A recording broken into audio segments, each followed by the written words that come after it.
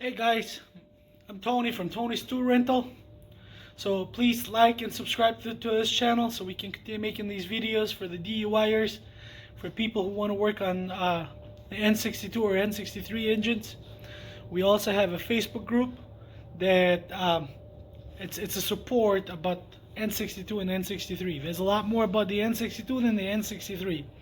So originally it started out as the valve stem seals itself, but then as we went along, we realized that many people kind of don't know how to diagnose the car after the valve stem seals. Sometimes they get faults, so they kind of freak out on what they did, what they didn't do.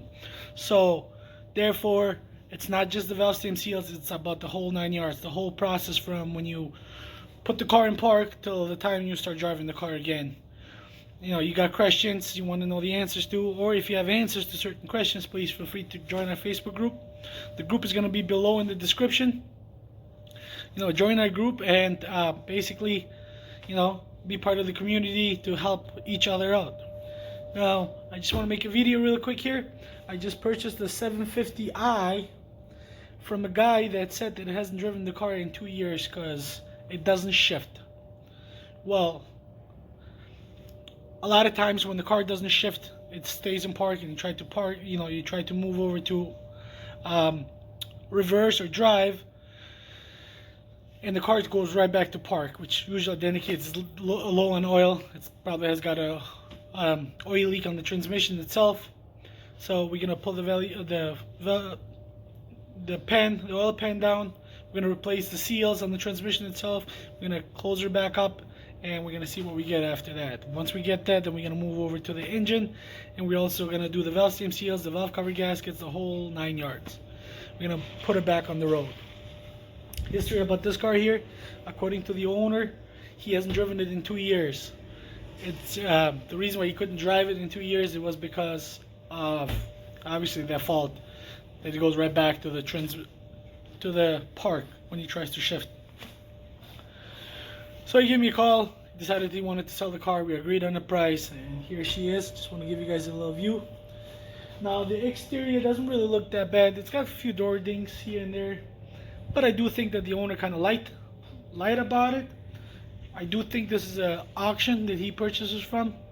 The reason why I think that personally is because it's got numbers on the windshield, which I will show you in a second here. But overall, he is the 750i, and it's a 2006. So I'm just gonna give you guys a little preview. I mean, she doesn't really look bad. And one thing I'm kind of weirded out about it is these 17s, the tires.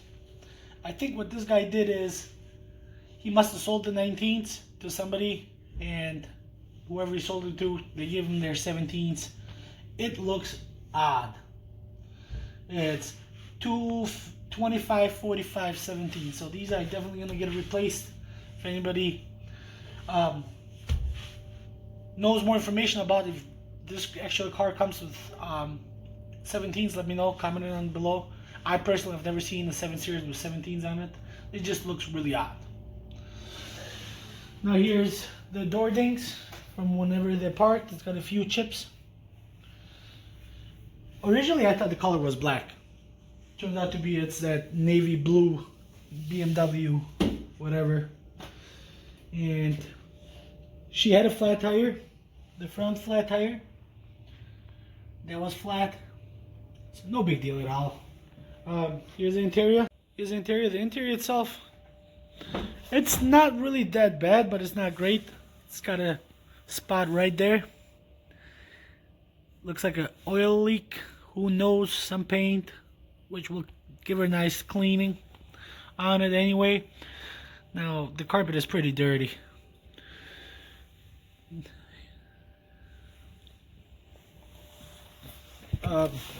Here we go. I was able to kind of putz around with it a little bit, and I got her to actually start. She starts with no problem. It does have a check engine light on, and I'm able to actually go in reverse. It stays. Originally it wasn't doing that, So I unplugged the battery, plug it back in, but I still have no hopes for that, to be honest with you. I really have no hopes for it at all. I still want to change the transmission. Here's some codes, car data, the famous fault that every BMW I think has. Oil level, I guess we gotta drive around a little bit before we see that. It's just from the battery being disconnected. That can clear easily. That's no big deal at all. Check the engine here. Seat belt, outside temperature, washer fluid, set time, right parking, malfunction.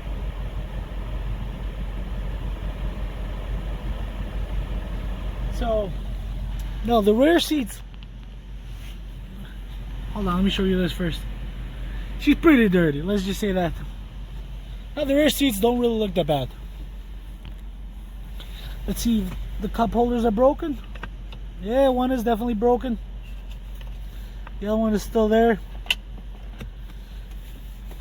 I have not inspected or looked at the car at all, to be honest with you. The owner just called me and he just wanted the car out of his... He basically just wanted the car out of his sight.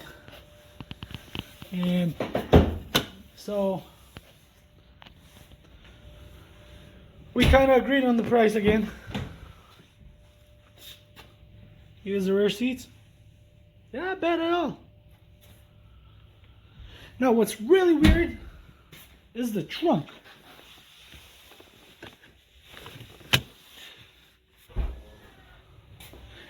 Here, the trunk is open, but it didn't go all the way up. It's not a big deal at all.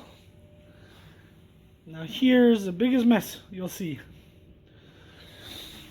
He's got this laying around. I have no idea what this guy was thinking. What the hell is this? Well, it looks like a new battery, that's for sure.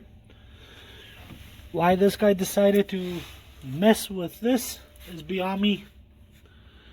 Unless the guy probably had a stereo up here tapping the wires, but who knows at this point. Another thing, guys, normally the 7 Series has always got a button here to close this back down. This one doesn't. If I'm wrong, you know, if you own a 750 and you happen to have one of these, let me know if actually this is normal or not. I've personally never seen it, so let me know what you guys think about that. Here's the side view. Now I think this is an auction car, even though the owner kind of bullshitted, but it's not a big deal. If you look at right here, it's got some numbers here and some letters. Right here it says NH, who knows, but 845. I think it was an auction car. I could be wrong, but then again, I could be right. So overall, she looks great. She does have the oil leaks. I can smell the coolant. Let me show you the engine. So if you look down there, you can definitely tell the valve covers are leaking. Right here, if you look at this part, looks like I have no idea what it is. If you look right here, seems like a pretty nice oil leak. It's all wet. That's wet. Anything else wet here? No, this doesn't look. Yep, right there on the bottom of the valve covers. Upper tummy chain gaskets. Now here is a moneymaker. Looks like somebody did the valve cover gaskets and either didn't clean it up or they did them 100 years ago. Who knows? But whoever did them didn't clean up, and that's my pet peeve, is when people don't clean the old oil on it. So that's that. Let's see here. Doesn't look bad. Now she does not have the engine cover. She just came as is basically. She does smell like she's burning somewhere coolant. So I wouldn't be surprised if it's a coolant pipe leaking, and that's why we're having the smell. I just hope it's not the rear main seal, because it's gonna be a little nightmare. But so far I couldn't find it. Obviously we're gonna do pressure checking it before we do it anything else.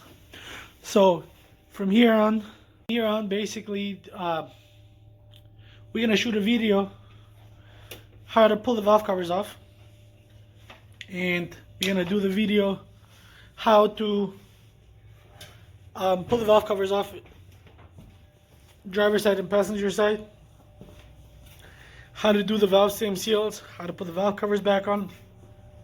We're gonna do a series of every single, step by step on everything that these cars really need to do. Also gonna do the coolant pipe, and we're gonna show you guys how to pressure check the coolant pipe as well. And stay tuned, like and subscribe so we can make more of these videos. And if you need to rent the tools to do your valve stem seals, give us a call. Phone number is 414-629-6459. It'll be in the description below as well if you need to rent the tools. And also if you need any help, give us a call. Thank you.